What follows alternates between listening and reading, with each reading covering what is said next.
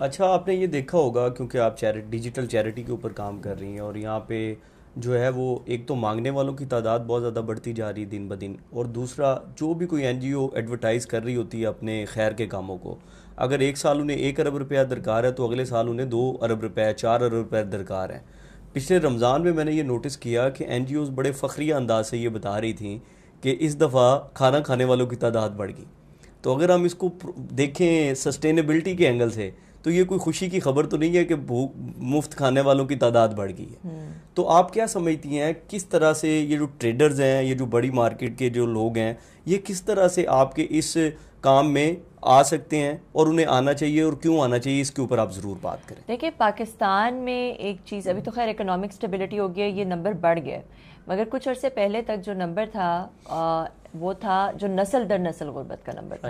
اور نسل در نسل غربت ہے جنریشنل پاورٹی، کہ آپ غریب، آپ کے جنریشنز پہلے بھی لوگ غریب تھے، اور آپ کی جو جنریشنز آگے آئیں گی ان میں بھی لوگ غریب ہوں گے، آپ غریب، آپ کا باپ دادا غریب، پھر آپ کے بچے غریب، آپ کے پوتے غریب۔ تو یہ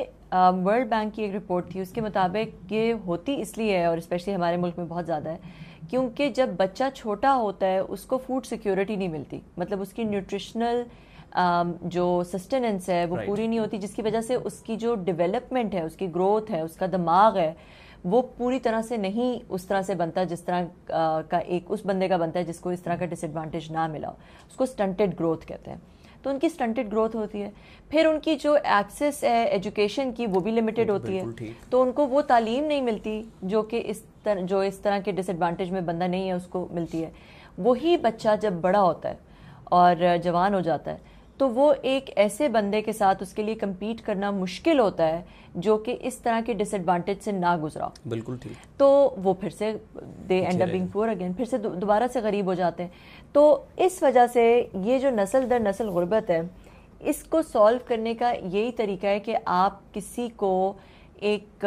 جنریشن کے لیے سپورٹ کریں، ایک جنریشن کو سپورٹ کریں،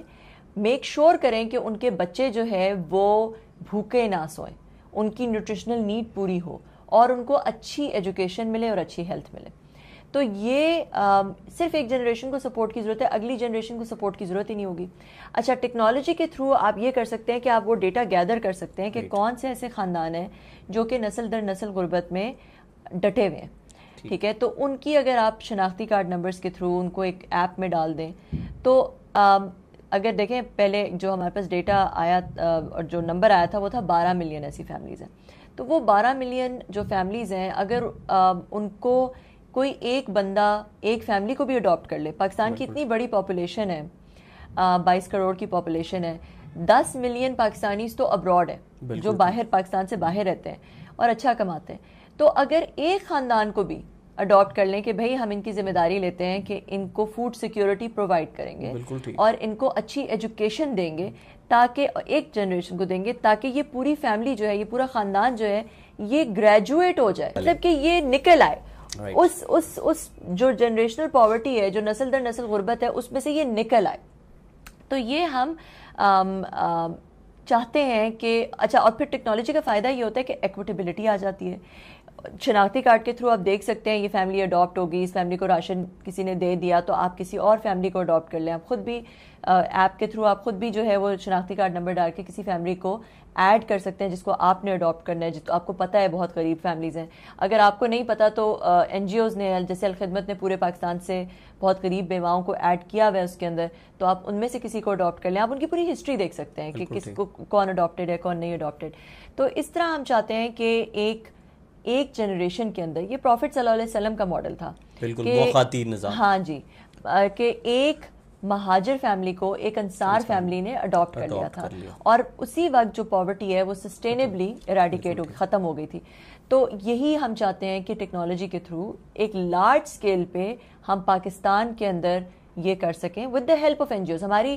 اس وقت ایپ میں جو ہے وہ تقریباً 100 سے زائد این جی اوز آ گئی ہیں، ایک این جی اوز کی مارکیٹ پلیس ہے، ٹھیک ہے، جیسے اوبر ہے ایک ٹیکسیز کی انڈسٹری میں وہ آ گئی۔ اسی طرح دیکھیں، ہم خود این جی او نہیں ہے، ہم خود جو ہے وہ ایک ٹیکنالوجی پلیٹ فارم ہے جس کے اوپر ساری این جی اوز آ گئی ہیں، وہی غریب لوگوں کو ویریفائی کر کے ڈال بھی رہی ہیں، وہ اپنی کازز بھی ڈال رہی ہیں، اپنے پیکس بھی ڈال رہے ہیں. آپ اس ایپ میں اپنا ایک اکاؤنٹ بنائیں، جیسے فیس بک میں بناتے ہیں، لنکڈ ان میں بناتے ہیں، اوبر میں بناتے ہیں، فوڈ پینڈا میں بناتے ہیں. آپ اپنا ایک اکاؤنٹ بنائیں اور آ کے دیکھ لیں، ساری این جی اوز کی سب چیزیں آپ کو ایک ہی جگہ پہ نظر آ جائیں گی. آپ شناختی کارڈ نمبر کسی کا ڈال کے اس کو راشن دے سکتے ہیں، شناختی کارڈ کسی بچے کا ڈال کے اسے اسکول کی فیس اسکول میں ڈائریکٹلی چلی جائے گی، اور آپ کو اس بچے کا رزلٹ اور اٹینڈنس بھی نظر آئے. آپ کسی کو ووکیشنل ٹریننگ دینا چاہتے ہیں، وہ دے دیں 6 مہینے کی آئی ٹی ایجوکیشن کے بعد، وہ بندہ کمانے کے قابل ہو جاتا ہے. بالکل ٹھیک ہے.